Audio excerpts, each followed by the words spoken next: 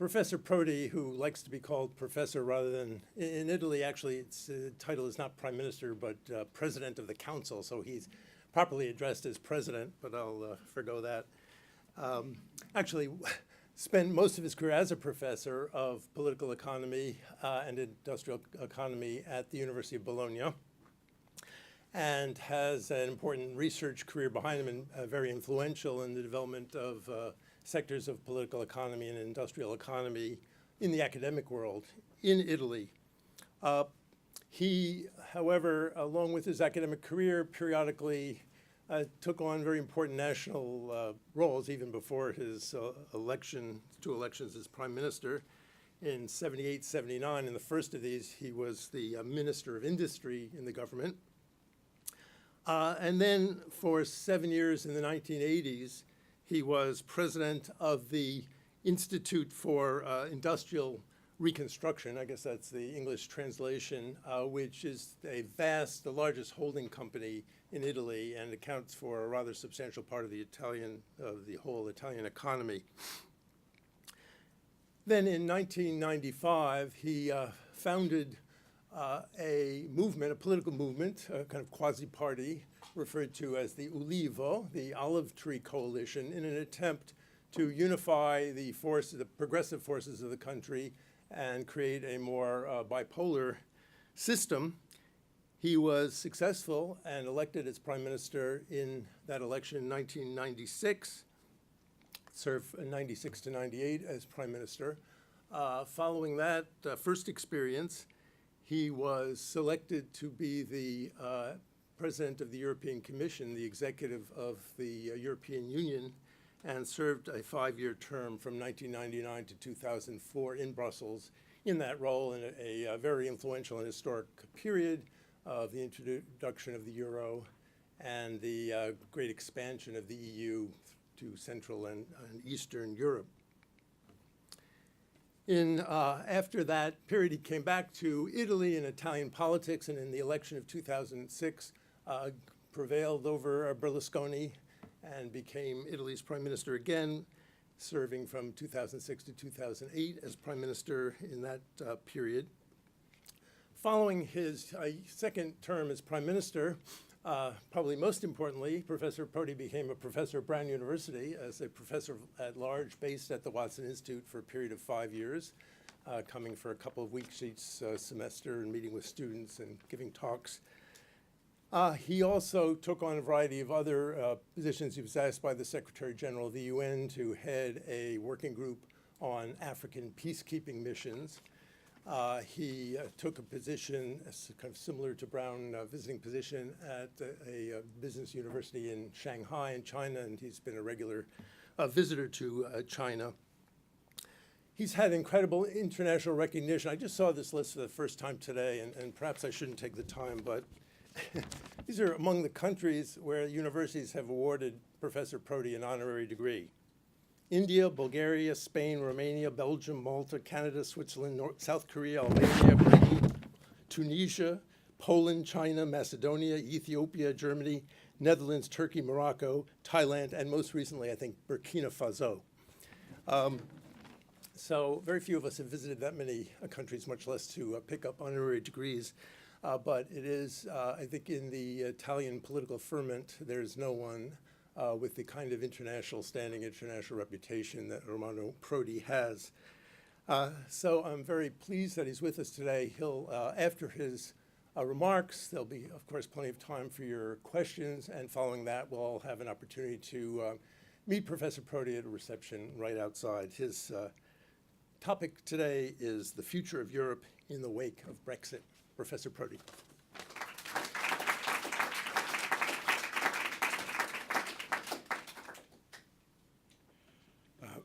Very grateful, David, for your obituary you did. You know, it's, I am touched, you know. No, really, I'm very happy to. Why I sit down? I sit down, you know. It's. I have the microphone closer.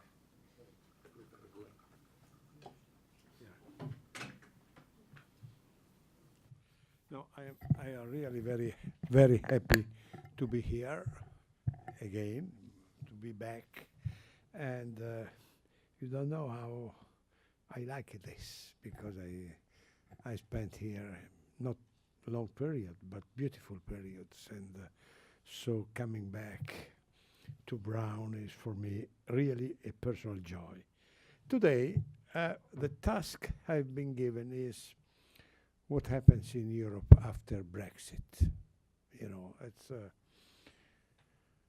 it's not an easy task, but I think that it's very interesting to try to understand what is happening, you know, in Europe, in which I don't want to go back to the old European history. You know, I want to be brief, but in the last 10 years, we had in Europe a substantial change in power, two directions, from the Commission to the Council.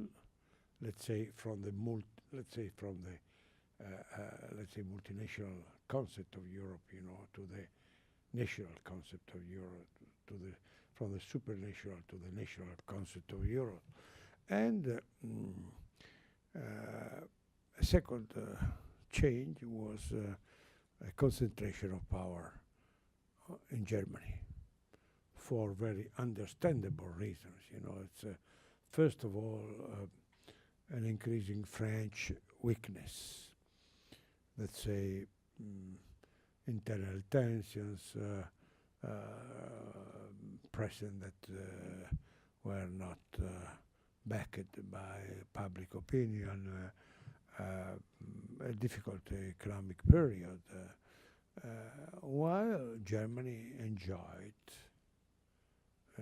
incredible good period compared to the other European countries. So, and clearly the distance was, and is remarkable, even in terms of population. After the unification, Germany has 23, 24 million people more than France or Italy or UK. So it's even from this point of view, but even more from the economic point of view, the rate of growth of Germany, it was absolutely remarkable for two reasons. First of all, because Germany is Germany. It's not a difficult explanation, you know. Let's say the skill of the country, the manufacturing excellence, but even more because after the enlargement of Europe, Germany was able to organize a cluster of countries with different cost of labor, organized by Germany, but with components built in Poland, Czech Republic, Slovakia, Baltic states, so even former Yugoslavian Republic. So you have this incredible, efficient group of countries led by Germany, and the distance between Germany and other countries increased substantially. And also with some political tension. The most important and remarkable was the Greek case, and it is clear from the Greek case that the leading power in Europe was Germany.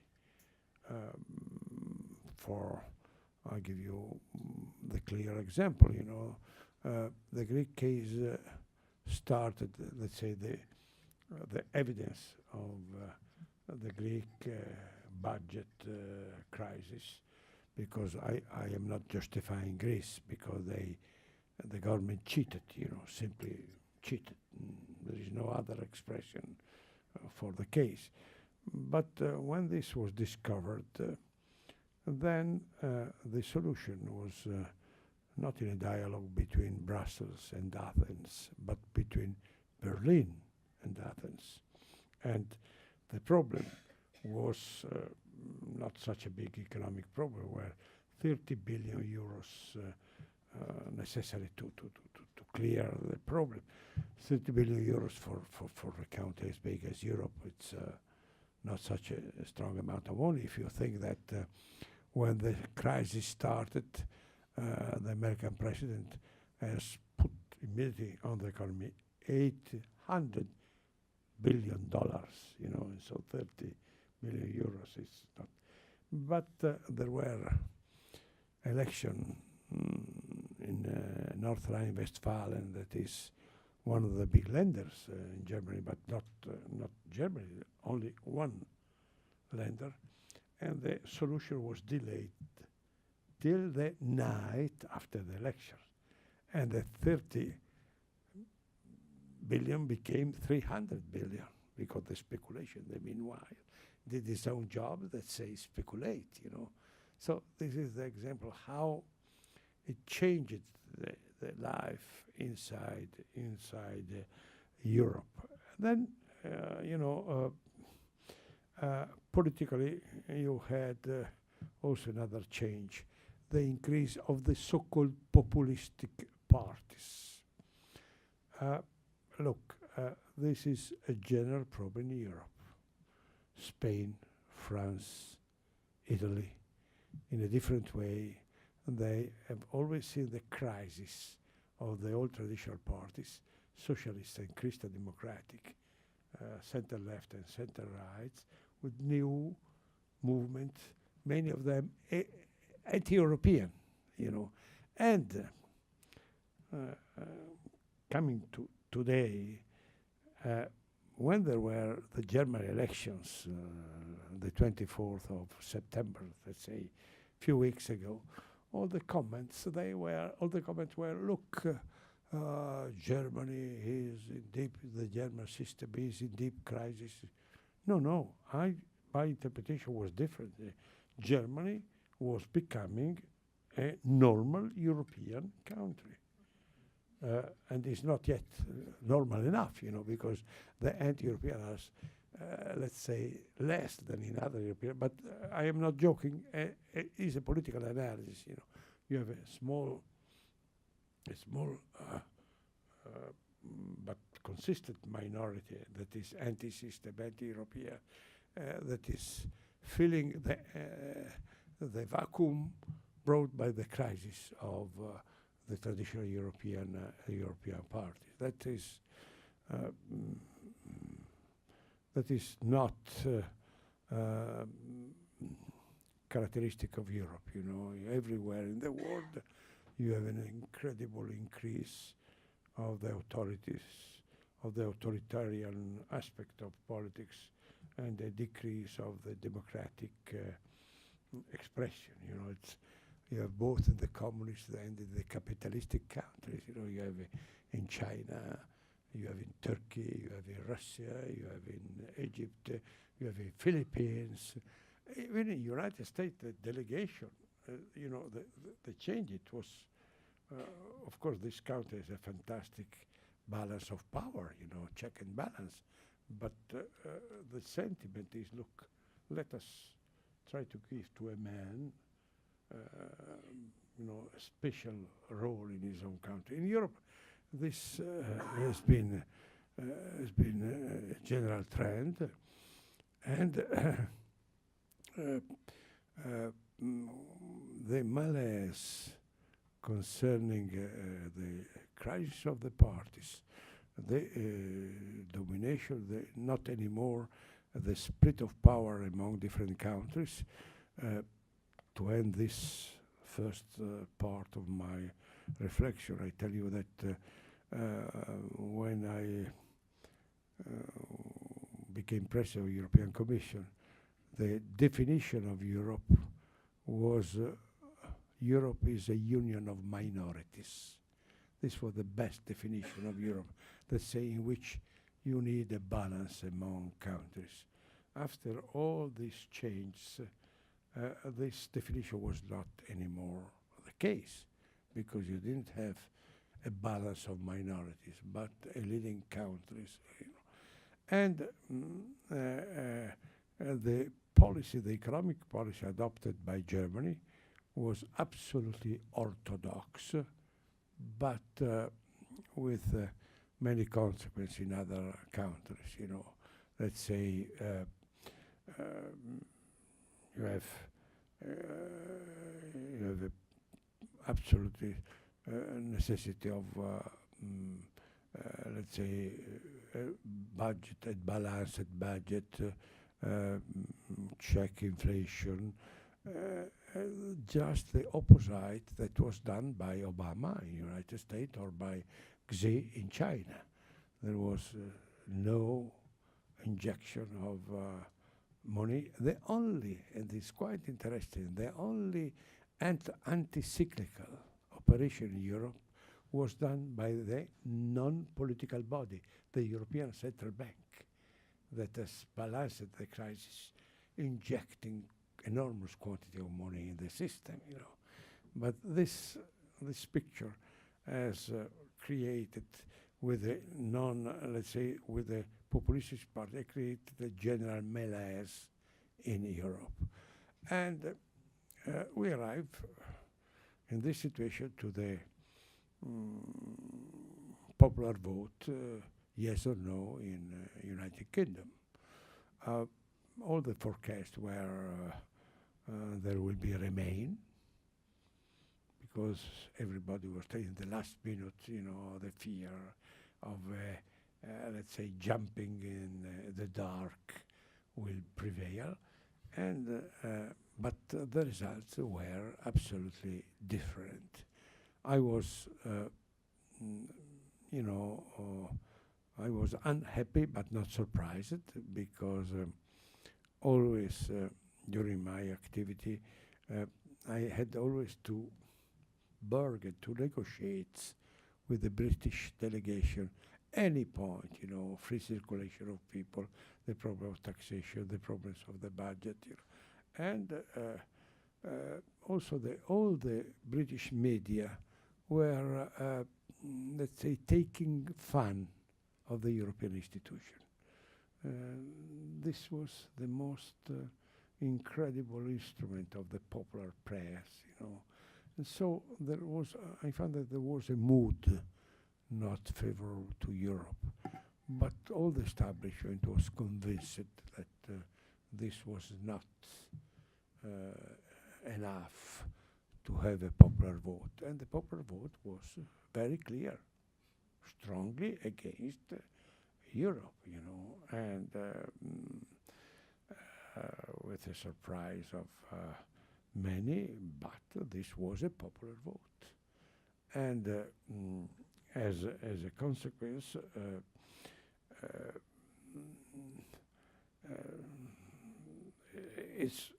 it's objectively a big damage to the European Union, in spite of the British differentiation, for many reasons. First of all, UK is a great country in terms of GDP, in terms of but financial market, you know, innovation, technology.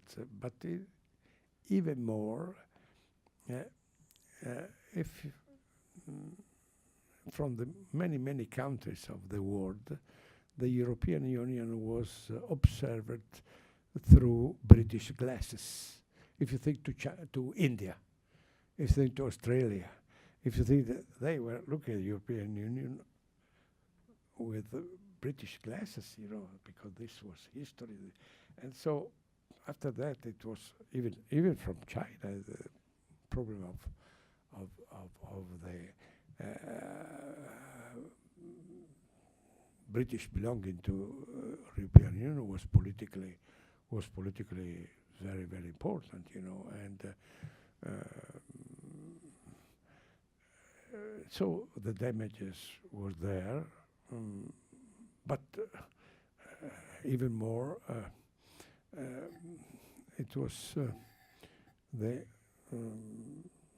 strength in democratic institution of UK and also in the army. It was the #1 army in Europe, you know. So the balance have completely changed, but this has opened a a new aspect. Let's say France has remained the only country in Europe and the only country having the veto right in the United Nations and the nuclear weapon. And so we have the situation in which France could have and maybe will exploit the new situation in order to reconstruct the French strength vis-à-vis Germany. And this is Macron's priority.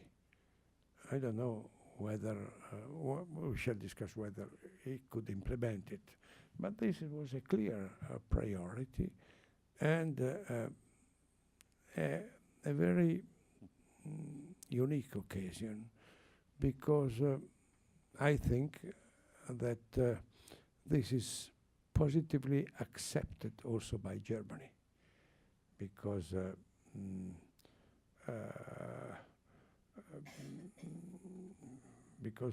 there is a new event that is touching United States. Let's say after the Trump elections, there was in the political circles in Europe a sense of uneasiness, unpredictability of the American policy. Let's say the great American umbrella that always saved Europe by definition, absolutely. In any case, no problem of defense, no problem, because there is the American has started to let's say to create uneasiness, especially in Germany, that always been that in the last years, because of the British crisis, because of the German strength, has always been the real partner of United States. It's quite interesting. If you analyze the simple news, the first year of his mandate, Obama was calling the British Prime Minister. In the last years, he was calling the German Chancellor, it's, and Germany was the executor of the American policy in Europe, even against its own interests. Germany was the anti-Russian policy, and the Chancellor was anti-Russian more than anybody else, with all the German businessmen against this line, because the German and the Italian interest trading with Russia and investing in Russia are so strong, so important for the two countries. So clearly I have interpreted, I think correctly, this behavior of the German Chancellor as the price paid to have the priority in the relation, to have the, let's say, the stamp of the priority in Europe by the American president, the American government, So it's, of course, and it's quite interesting because in spite of that, Germany has always played around the sanction, trying to guarantee its own economic interest. For example, while applying the sanctions, Germany and Russia agreed to build a second enormous pipeline on the North Sea from Russia direct to Germany, skipping Ukraine, and that is clearly inconsistent with the sanctions, but not literally against the sanction, but to explain you how difficult it was and is the European situation, the split of Europe in this moment, and but Germany was following faithfully the Atlantic policy. But when we had the message of, let's say, uneasiness on the American side, the idea of increasing the European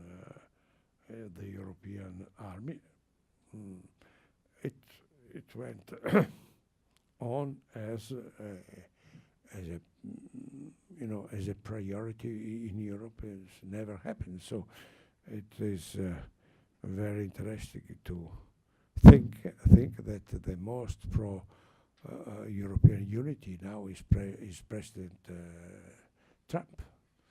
You know, the builder of Europe is Trump. You know, that's for me is a very interesting case.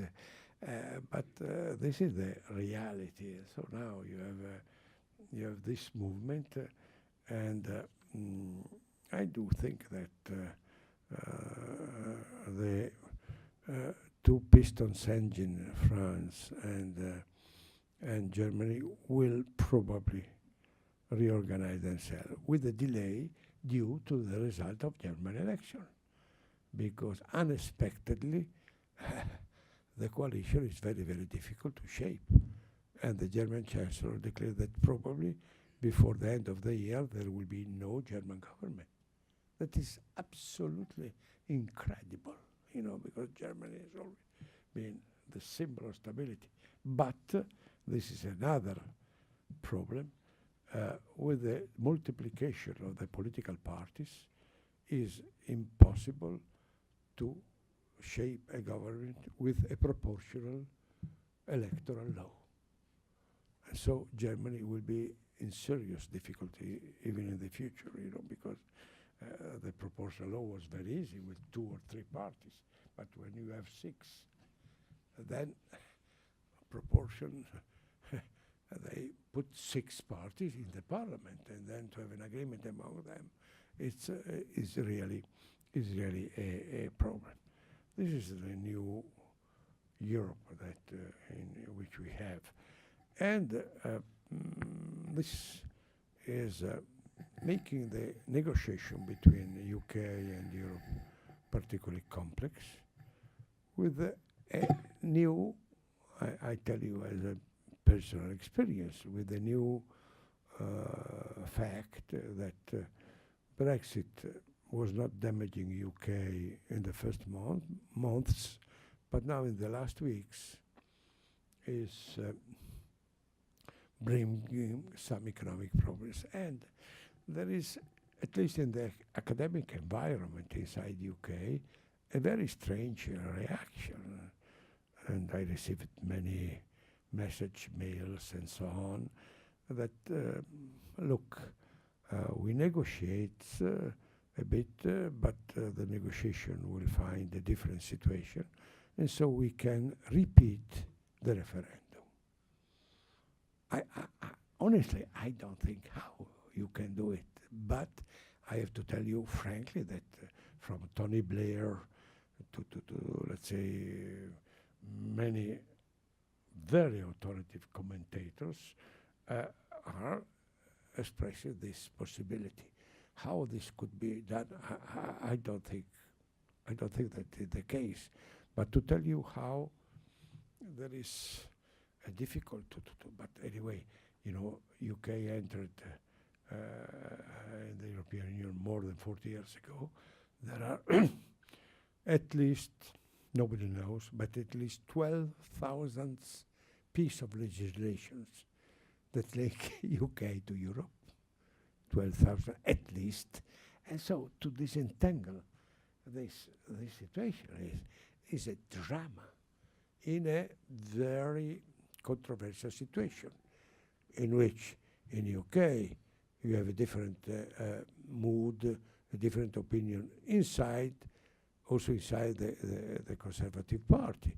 You know, Theresa May from Brexit, nothing else is becoming smooth, you know, let's say, you know, but Boris Johnson is attacking her inside the party, telling Brexit immediately.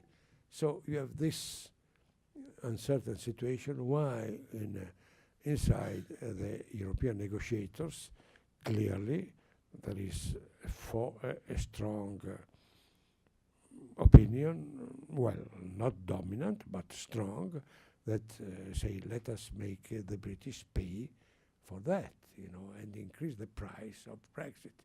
So we are in this contradictory situation, and nobody knows how the situation can end, except that the negotiation will be long.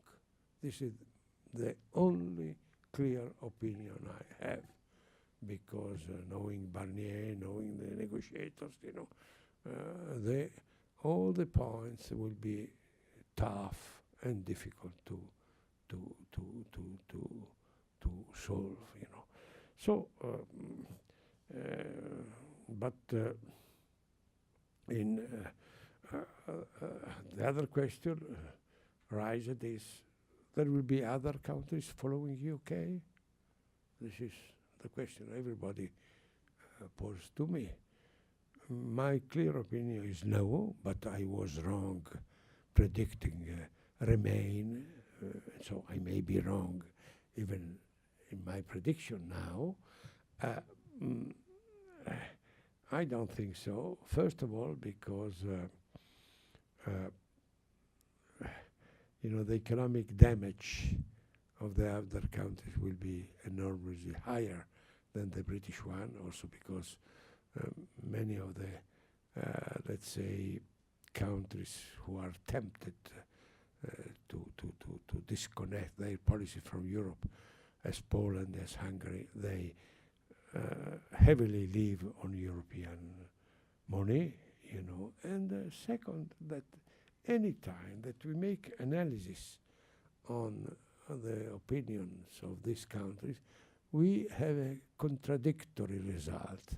Let's say, when you ask, do you like European policy? The majority will say no. Do you like European policy vis-à-vis our country? No. But will you advise to get out of the European Union? They say no. And in theory is a contradiction. In real terms is wisdom. They say when we play, we play. But when the game is serious, we have to be, so I don't think that there will be, and as I told you, many of these countries heavily depend on German economy, much more, and they have no alternative of strong link with the United States, as it was the case here. So I don't think that there will be an infection of this disease around Europe, but certainly this will open, and we make clear that the trend of the new Europe will be with different speed. Let's say many countries will say, look, we want to be member of the Union, but look, not engaging in further political engagement, and so there will be a multi-speed Europe, let's say, with core countries that will do something more, and other that will be more reluctant with that. But this is the picture that we have, the difficult picture that we have now about Europe. But what I tell you that the Union will not collapse. The Union will go on even in the future. How strong will depend upon the new equilibrium that will be done in the future. You know that the worst definition of Europe that was invented by some political scientist is Europe is an economic giant, is a political dwarf, and is a military worm. The worm probably will grow. Let's say, will not become a giant, but as I told you before, there will be an increase in military expenditure. Also, on the German side, without any fear of the old German problems, because this will be done in a European context, and so will not be contested by political observers and also by people. If this will be done will depend, as I told in the beginning, by Macron, whether he will be disposed to share in some way the decision-making process with the other European countries. But I do think that is coherent with the long-term French interest. Economically, I told is an economic giant. Clearly, it is still an economic giant because, well, UK included, but without UK is not the same thing, but not so different. Europe is by far the biggest number one in industrial production in the world. Number one in export, is still a giant, and the German surplus is incredible, One of the complaints and the tension created in Europe is that we blame China for the surplus, and we were correct to blame China because it was really, let's say, damaging the world equilibrium. But in this moment, if you read the last statistics, the German surplus is 8% of German GDP.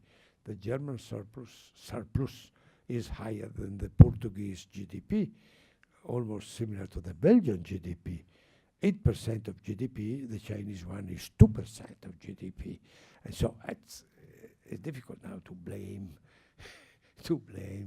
China for this, and this has created a lot of tension in Europe, and if there is let's say, a sharing of responsibility, I think that also this economic problem will be tackled with more wisdom, But in any case, it's I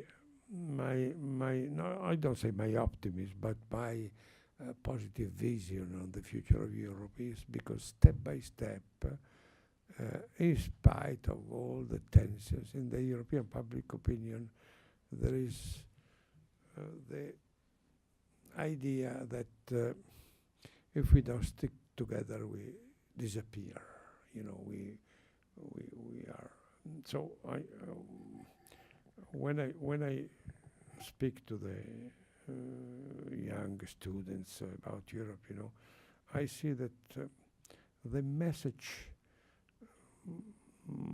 most important to give is very simple. Look, I am Italian, and you know that in the Renaissance, the Italian states were really dominant in the world, Tuscany, Venice, in trade, in weapons, in technology, in finance, in banks, And we had the first globalization, that is the discovery of America, and the first globalization, We didn't stick together, and we disappeared from the world map for 4 centuries. It's the weakness of Italy in the world is because in the period of expansion of colonies, Italy did not exist. And I do think that Europe is just in the same situation we are now. We were in the old times, France, Italy, Spain, even Germany, vis-à-vis United States or China, they are like the small Italian states in the old time. And, you know, why you understand so well physically, you know, the change of history. If you go, many of you maybe have visited the Arsenal in Venice. You have still the place in which the ships were built, the caravels, and they are very narrow, you know. You see physically that was impossible to tackle the new traffic. And now it's the same in Europe. And the new caravels, which are the new caravels? They are Apple, Google, eBay, Alibaba, Amazon. They are all Chinese and Americans. There is no one European, no one.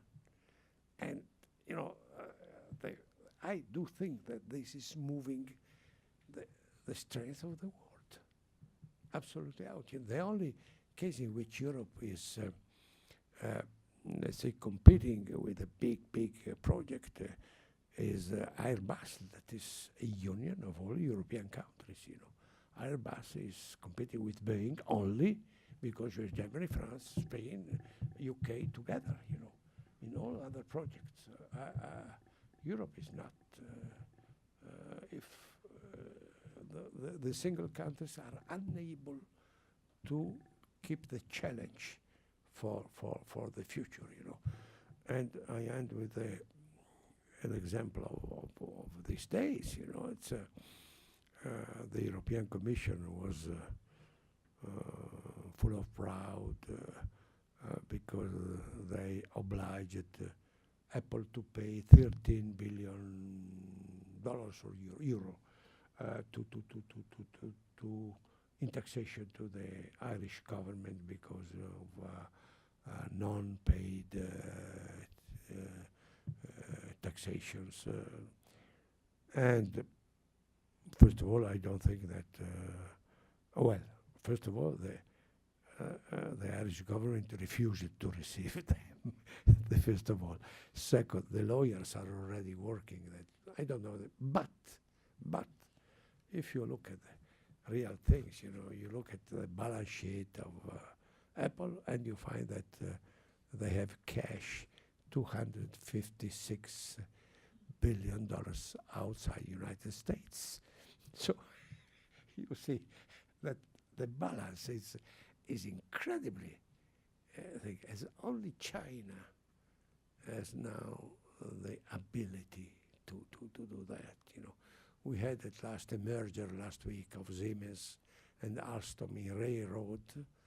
Well, say we shall, and this is, well, this is a field in which United States have nothing to do to the world, you know, because the train are so bad. But anyway, I found that this is 1/3 of the sales of the Chinese rail company that made the rail speed system, you know, so in spite of that, you know. So you, if you see the proportion, you know, you see that either Europe goes together or will disappear. And I do think that is a long-term interest to have a strong Europe and US and Europe linked together. In my opinion, also with Russia.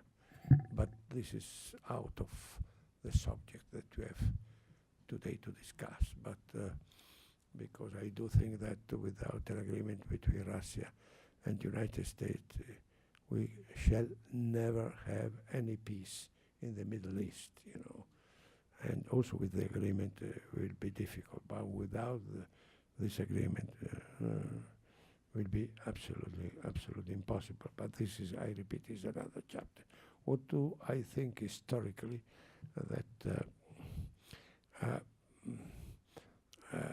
either we take the challenge now or will be too late in the future, because all the change in technology, there are changes now, you know, and the revolution that is done in the economy by, let's say, Amazon or others in terms of jobs, in terms of changing the economy, is even stronger than the Chinese impact in the world economy. You know this, and clearly, if Europe is out of this challenge, will be out for centuries, like Italy, because then the interests will move the balance of power for a long period of time. You know, so in conclusion, I hope we shall link, as it was in the past, American and European interest. We need a more assertive Europe, otherwise this will bring to nothing. I think that Europe is a necessary, let's say, political need is needed for the future equilibrium of the world, to avoid also a clash of tension between China and the US, but is a big political challenge, and after Brexit is, from some point of view, easier, but from other point of view, a lot more difficult than it was before.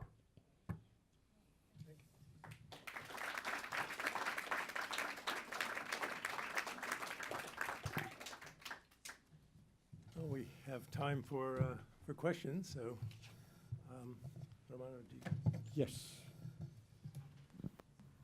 Oh, we have a mic, so. a microphone, yeah. And if there is, I don't know, are there people upstairs? If there are people upstairs who want to ask questions, they could I come only down ask you and to ask. speak loud, clear, and I've got a mic. adagio. Slowly. I wanted to ask you whether you think the role of women in political life makes a difference. People like Angela Merkel and other people who stand up for all sorts of things in Europe. Okay, 3 questions, and then You want to take, okay. I wanted to ask specifically about the role of the euro in this sense, because I feel like you could make an argument that the euro, you told about the euro. yeah, the euro, had some negative effects during the financial crisis in countries like Spain and Portugal and Greece. And so what would you say to those people in those countries who are sort of wary or doubtful of the power of the euro and the necessity of it? Next.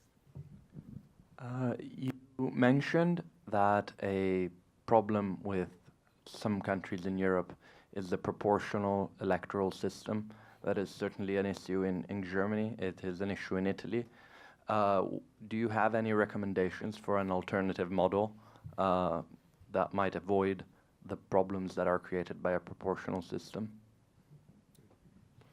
Oh, 3 questions. Well, the women, I do think that everywhere the power of women will increase. Even in Saudi Arabia. Not so much, but you know. But it's not systemic, you know. It depends upon, well, we could have the chance a few months ago to have 2 women, Clinton and Merkel, the strongest Western leaders. You know, we were close to that. So we cannot say that women are not participating to the world life, and I do think that their role will increase, at least in all European countries. If you look the number of ministers, the number of MPs, it's really, but it's a slow process. It's a slow process, but it's going on. Honestly, it's going on. Not in China, not so much in other, you know, many authoritarian countries. This is the real difference. In democracy, it's going on, and Russia, China, even Egypt, you know, it's still. So women are powerful but not dictators. Second, the euro. This is a great point. I didn't touch it because we were talking about UK, you know.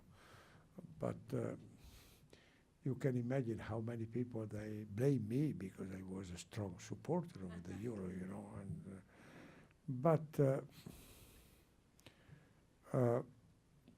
I do think that there is no possibility of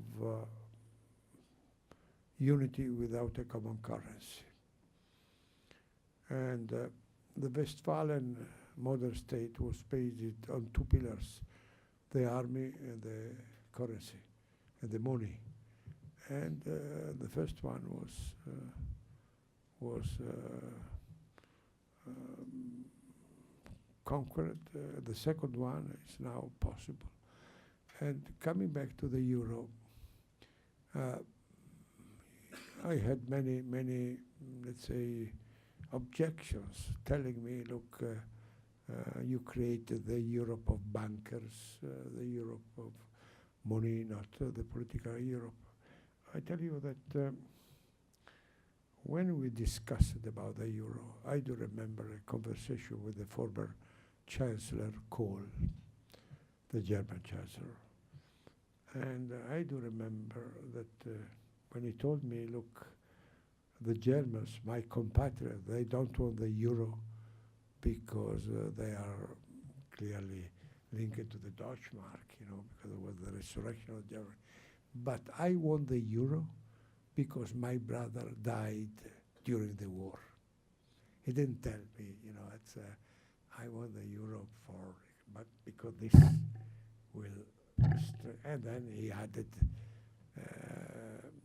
what Thomas Mann told, you know, I want a European Germany, not a German Europe and so on, but because, and one of the European problems is that when I have a conversation with the young Europeans and I mention peace, they look at me as a dinosaur because peace for them is granted for the media. And they don't consider that just outside the borders we had the Yugoslavian fighting, that now in Ukraine we have this fighting, you know. And but so what I'm looking is a strong idea on, because when you have to make a political change, you need a strong idea. Peace was the first idea of the beginning of Europe.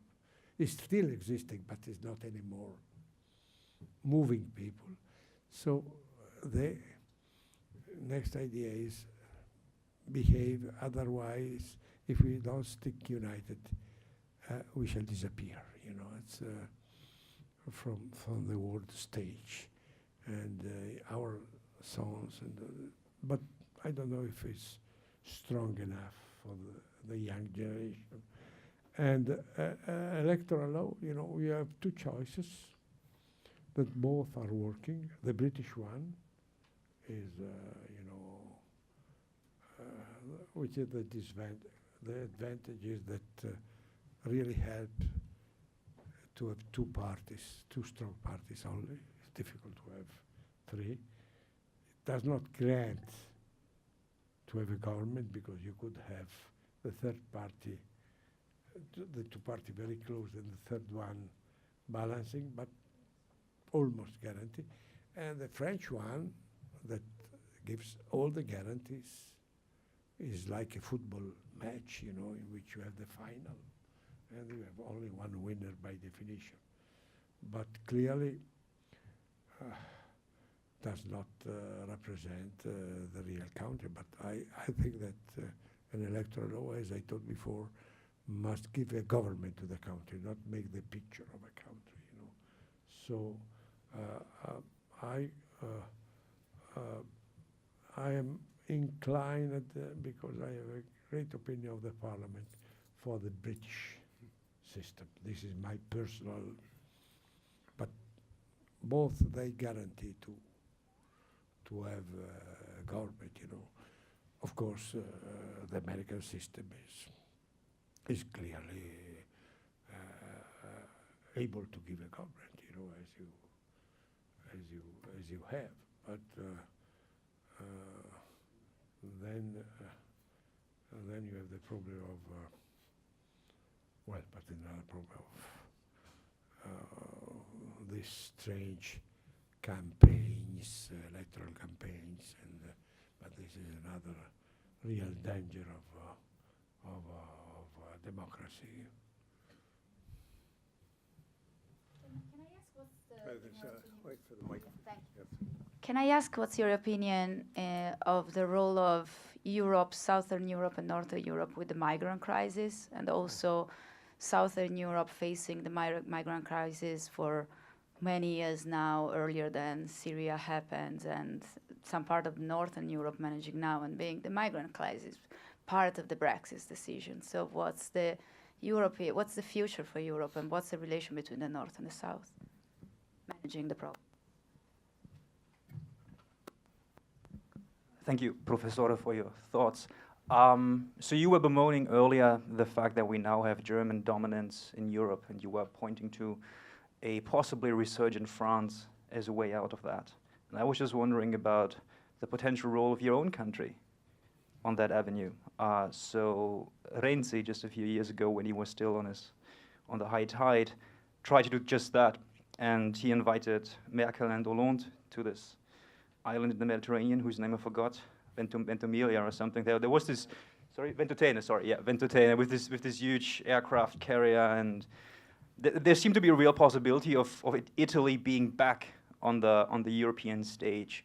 But that project rapidly ran out of steam even long before Renzi lost the referendum on constitutional reform. So what did he do wrong, in your opinion? Thanks.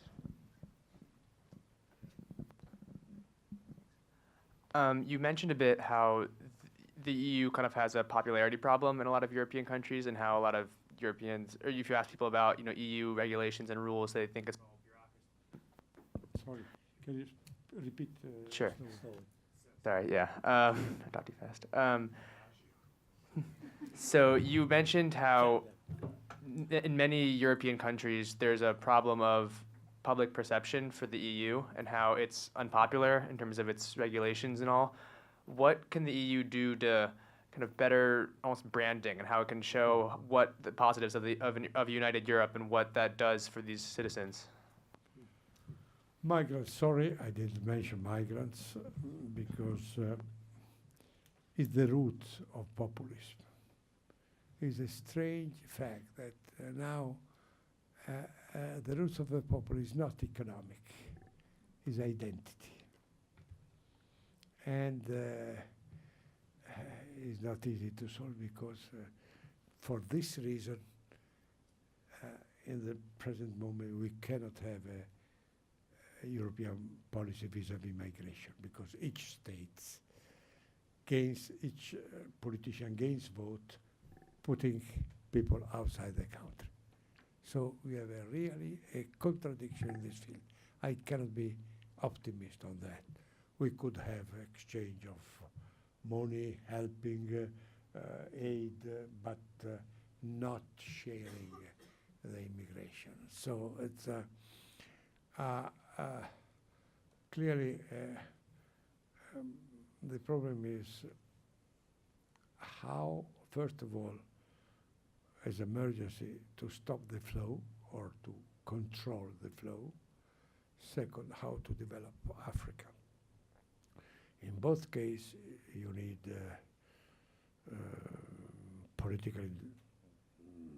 strong political action.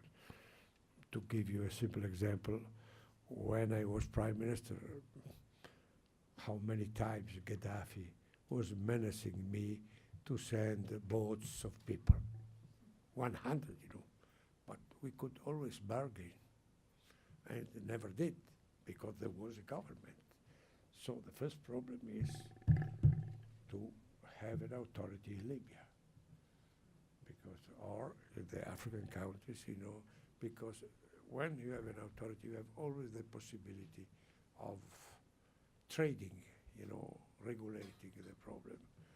And in the long run, only developing Africa, because the demographic imbalance is incredible, you know. Before the middle of the century, before 2060, Germany will lose 12 million people. Italy, 6-7 million people. You have 1.29 children per woman in Spain, Italy, Poland, Germany. Only in France we have some sort of demographic equilibrium. And in Africa we have an explosion of population. The median age in Italy, median, as you know, is the same number under and over this age, is 47 and a half now, 48 almost. In the sub-Saharan countries, Mali, Burkina, Senegal, is 17. With this, I do remember a meeting when I was UN envoy, you know, with the president of Niger, that was telling, look, in 20 years my population will double. Where do people go? And clearly, Mrs. Merkel launched some sort of idea of a Marshall Plan for Africa, but nothing has been told, you know.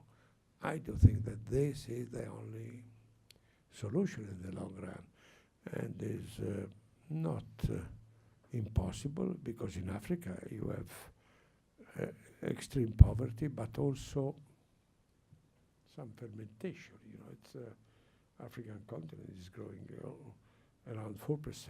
That is not enough, but it's not so bad. And so if you help, but clearly it's difficult because you have a continent with 54 countries, and European policies split. The Western policy split, you know. The French, they do prefer only French-speaking countries, British Union, the Americans, friendly countries, you know. Only China has a continental strategy. They have a diplomatic agreement with 51 countries on 54 African countries, you know. So the ideal challenge could be to have Europe and China and US converging in a big plan vis-à-vis Africa. But you know that when I am telling that, I don't believe to my own words, you know, it's, because I think this is the way out, but who does it, you know? With the weakness of United Nations, it's not the case, but it's the only way out. Italy is a strange country because with a lot of, it's a different country from many others, you know, because if you take the economic structure of Italy, in terms of industrial production, Italy is the second country in Europe, more than France or UK, you know, but without any big company, no one. There is no one big Italian company. And the middle-sized company, they are let's say, the strength of the country. And the small company are in crisis because of the, you know, slow growth and so on. And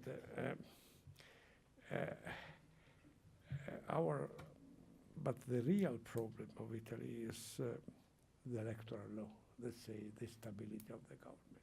You know, I tell you, and anecdote to have the, you know, the conversation less heavy. When I made the first government, you know, in 1996, with a great success because it was unexpected against Berlusconi. You know, I went to Germany full of pride, you know, and I met the German Chancellor. We had a very nice conversation, very friendly. You know, it was a good chemistry. And then he accompanied me. It was still in Bonn, the government, not in Berlin. You know, we crossed the garden, and then he told me, Romano, it was fantastic meeting. Thank you. It was so nice. But who will come next time? But, you know, this is the Italian problem. You know, who will come next time? Because the country is full of contradiction, but full of energy. The politics is a real political problem, and with the existing electoral law, we shall have elections in March or April, you know. But it will be very difficult to have a government, you know, because with the proportional law, we shall have 4 groups in the parliament. In theory, they don't talk each other, but then, you know, there will be some sort of difficult coalition like in Holland or in Germany, but in Italy this is more serious because you have more groups, you know. And to brand Europe is impossible because the media are national, are not European. It's very clear, you know. There is no European media. Well, there is a Euronews, but it's only a small television chain, but there was an effort to make a weekly, very interesting, was called the European, and it went in bankruptcy because, you know, but look, the European challenge is also the language. Now, the common language will be, the most spoken language will be English, that is spoken only by nobody. Look, Ireland. And you know, and we have 22 languages. And when I did the enlargement, I couldn't run the translation, the bilateral translation, because you need n multiplied n minus 1. There were 22 languages, so you needed 22 multiplied 21 interpreters. So I decided to adopt the Soviet system with the pivot, with the pivot language, from Kazakhstan, from Kazakh to Russian, from Russian to Belarusians, you know. So now in the parliament you have from Maltese to English to Sweden to Swedish, you know. And you know, to have a political life with this complexity is a problem, you know. And so branding is really a problem of language. But step by step, Erasmus is a fantastic brand. The communication among young students, we are already 3 or 4 million students that went to study abroad. This is a fantastic instrument of glue in Europe. Of course, I used to say that Erasmus has created more children than Nobel Prize, but it works, you know. It works.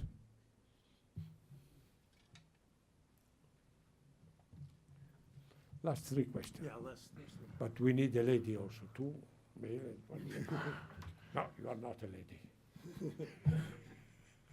I'm curious how likely it is if Scotland, after post-Brexit, were to hold another independence referendum and choose to become independent, and they were to apply to join the European Union, as their leadership has signaled they're interested in doing. How likely do you think that would be to result in Scotland joining the EU on both ends? If Scotland would agree to the terms, if the EU would agree to the terms. And you're linked to the Catalonia problem, of course. That's an issue as well.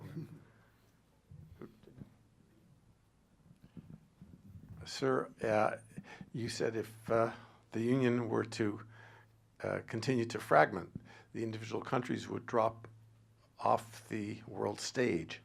Well, if Brexit succeeds, or when it succeeds, what do you see for the future of the UK, whether with or without Scotland? Will it drop off the world stage? And the other is that the world stage that you have described is a world stage that embraces the United States, the EU, China, and in a lesser way, Russia. There has been no mention of India, the Arab world, Africa, Latin America. Is another conference, next one. Right, but do you see them really as not significant players in the future on the world stage?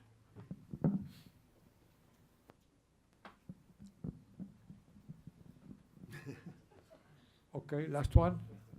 No one? Okay, two only. No, Yeah, let, there is uh, here.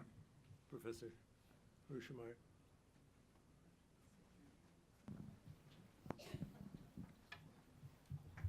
During your talk, I had the feeling this is the perfect complementary talk to what must go through the head of Angela Merkel, except that she does the opposite, namely she produces so many silences as you had interesting points of this would be great and this would be great. Sorry, and this sorry, would sorry. be great. Keep the microphone close.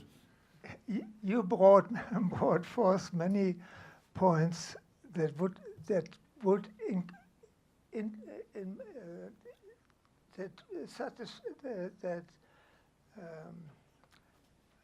justified optimism.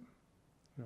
Now, Angela Merkel, I think, is basically optimistic about Europe, but she is as open as to what can come out of it. And she produces as many silences as you produce interesting aspects of the current and future situation of Europe.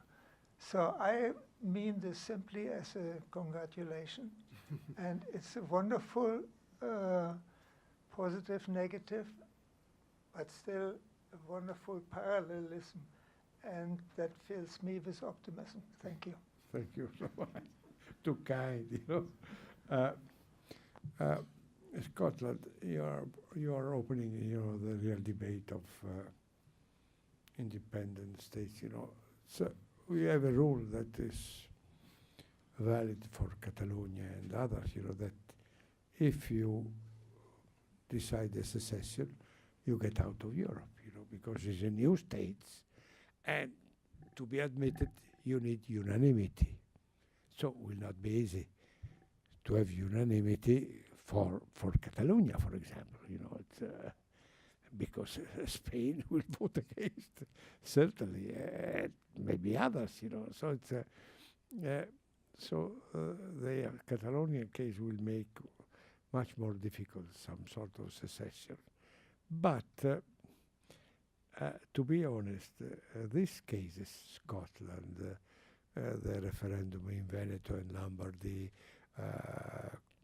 many others, you know, that you have around Europe, they are possible only because of Europe. Let's say, if you are a region a little wealthier than the average of your country, you say, look, why not to be independent? You know, I don't lose my market because Europe is Europe, you know, and they don't think that they will get out, you know. So, and so why not?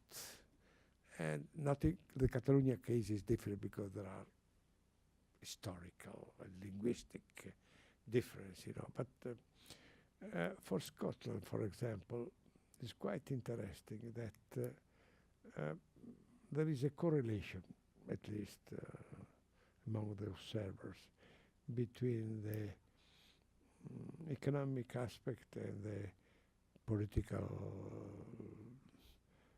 desire of independence. Let's say now that oil is going down, quantity and quality, and the average Scottish GDP is going down, and the independent parties are going down, you know. And so I don't think that Scotland will get out of UK. But in case will be an enormous political problem to say will be member of European Union or not. But I think that it will be an incredible, difficult problem to tackle. So there will be many cases of increased autonomy, and we shall have many more cases in which more autonomy will be given, but not independence, because it's this is destabilizing the economy of the different country. Last question. Well, you're right. I didn't mention many nations. I didn't mention India, and I didn't mention what I see a possible American policy that to use India as in the future, if the Indian development goes on, as a balancing instrument against the Silk Road, or to have some sort of Indian Silk Road of this type, who knows? Because it's everything is moving, But concerning UK, I think honestly that the trade relation with Europe will go on. I do hope that there will be no stupid any trade war of any type. But clearly, the real weakness for UK will be on one of the UK pillars, that is the City of London. Look, in the past, you had unexpected good relations between UK and China in all the financial items. I think for a simple reason that UK aim was to be the trade place of the renminbi, because I do think that the fight, the challenge between Wall Street and the city will be who will manage the Chinese finance, And the test of that was, for me, surprising. When China decided to launch the Silk Road and the so-called AIIB, the Bank of Investments, the Asian Investment and Infrastructure Bank. Unexpectedly, the first country to say yes, to be part of it, was UK against United States, strongly against United States. My explanation was clear. It's an intelligent move of UK for the City of London to overcome United States, and now it's much more difficult to do that, because the city is strong because of the skills of the people, not only because of belonging to European Union, but part of the city is depending really of being part of Europe, So I see UK not damaged in terms of trade, because relation with Europe will be, I think if you are wise, will go on. But in terms of being the strongest financial market in the world, the game is over, in my opinion. The game is over, because it's impossible to do that if you are not also part of the European and Frankfurt and Paris are, well, quite a few thousand of people. They have already moved to, and the new investment in the financial cities, they are going down, while is not going down the real estate. Let's say London is still seen as a safe harbor with a good economy, you know, but not the center of the new world finance, you know, in which clearly one of the centers, but not the possible. So I do think that Wall Street can gain because of that, but I am not so sure because of the political tension vis-à-vis U.S. and China. But clearly now there is an empty space in this field. You know, that's all. Thank you for your patience.